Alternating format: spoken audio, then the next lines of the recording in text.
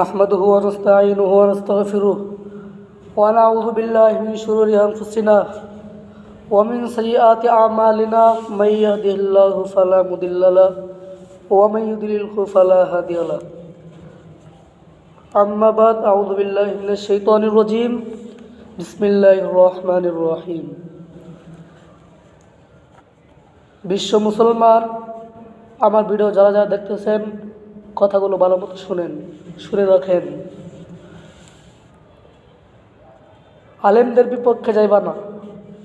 আপনাদেরকে বলেছি, অন্য ভিডিওতে বলেছিলাম, আলেম আমার খুব কাছের মানুষ, আমার কলিজার টুকরা, আলেম আমার কলিজার টুকরা, ওদের বিপক্ষে যাইবা না। আরে মুসলমান, তোমার কি আকল আছে? যে আলেমরা তোমাদেরকে জাহান্নাম থেকে ফেরাচ্ছে, সেই আলেমদের বিপক্ষে চাও? তোমার কি লজ্জা করে না একটু? তোমার কি বিবেকে বাজে না? মুসলমান হুঁশিয়ার, এখনো সময় আছে, হুঁশিয়ার হয়ে যাও। তাহলে আমরা মুসলমান, মাঠে নামতে এক সেকেন্ড তো দেরি হবে না।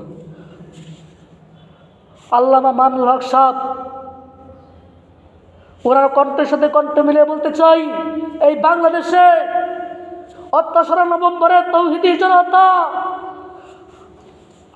5 আগস্টের অত্যাচার, 5 আগস্টের জনতা, নবী প্রেমিক জনতা, হেফাজতের ইসলামের ডাকে সাথে কায়েফে মিল্লাহ আল্লামা জুনাইদ বাবুনগরীর নেতৃত্বে, আল্লামা মামুনুল হক সাহেবের নেতৃত্বে নবীজির ইজ্জত ঠান্ডা সমুদ্রতা করে সারা দেশের রয়্যাল বেঙ্গল টাইগার বাঘের জাতি হিসেবে নিজেদের তুলে ধরেছে। খান খান হয়ে গেছে, তাদের রাজত্ব ভেঙে টুকরো টুকরো হয়ে গেছে। ডক্টর ইউনূস সাহেবকে বলতে চাই, সেই দিন বেশি দূরে নয়, বাংলাদেশের অরিতে গরিতে রাজপথের কালেমার পতাকা উঠবে ইনশাআল্লাহ। নাসরুম মিনাল্লাহি ওয়া ফাতহুন করিব। ওয়া বাশশিরিল মুমিনিন ওয়া আখিরু দাওয়ানা আলহামদুলিল্লাহি রাব্বিল আলামিন।